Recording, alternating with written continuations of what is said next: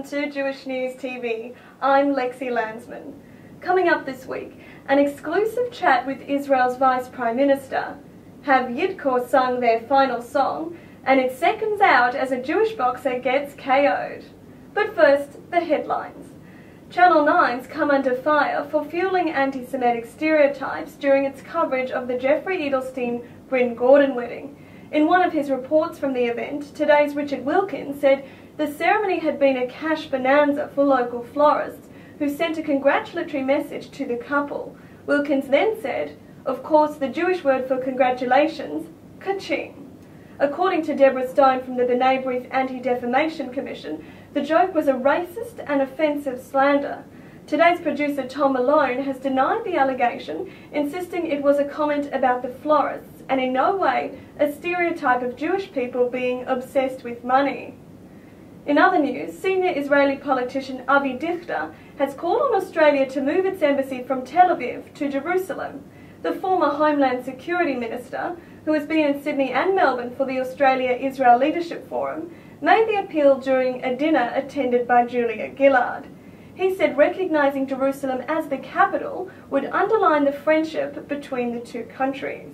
Jerusalem is still not recognized by any country as the capital of Israel, even by our closest friends. We deserve and we expect such a step, and there will be no better way than to open an embassy in Jerusalem. Among the other senior Israelis taking part in the Leadership Forum was Vice Prime Minister Silvan Shalom.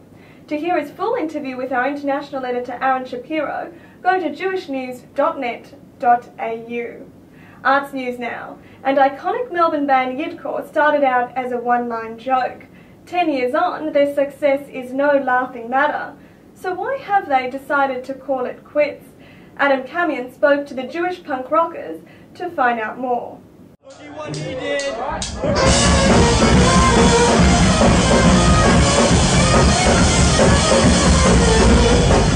From humble beginnings, Yidkor produced 4 studio albums, toured the US and Israel on several occasions, and became something of a Melbourne live music mainstay.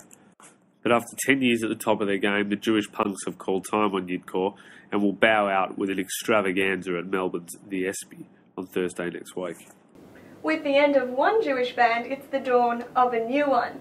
Sydney-sided Jonty Danilowitz's group, Danimals, won the prestigious TED Lab competition. After much deliberation, and it wasn't easy, the band that's going to come to New York here to work with myself, Sean Lennon, John Taylor, Santi Gold, members of the Dat Kings, and Nick from the Kaiser Chiefs.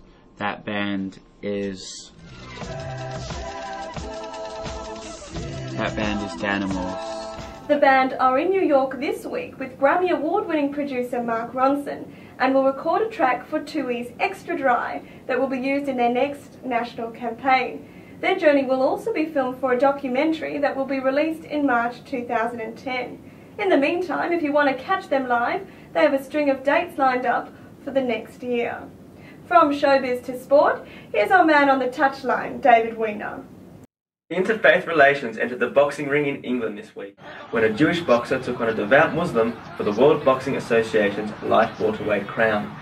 Jewish boxer Dimitri Salita suffered a blink and you'll miss it loss to Amir Khan in just 76 seconds. Was it any surprise the Brooklyn-based fighter admits he's a slow starter? He was already on the canvas after just 10 seconds.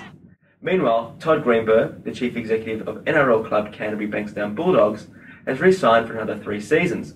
In a reward for turning his club from cellar dwellers to title contenders, Greenberg will helm the club until 2012, where his main priority will be to secure his club's future while the AFL and the A-League try to get a foothold in Rugby League's Western Sydney heartland.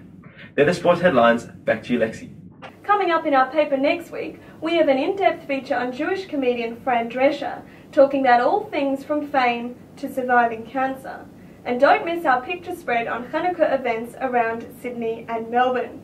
For all these stories and more, check out the Australian Jewish News, available every Thursday from your local newsagent.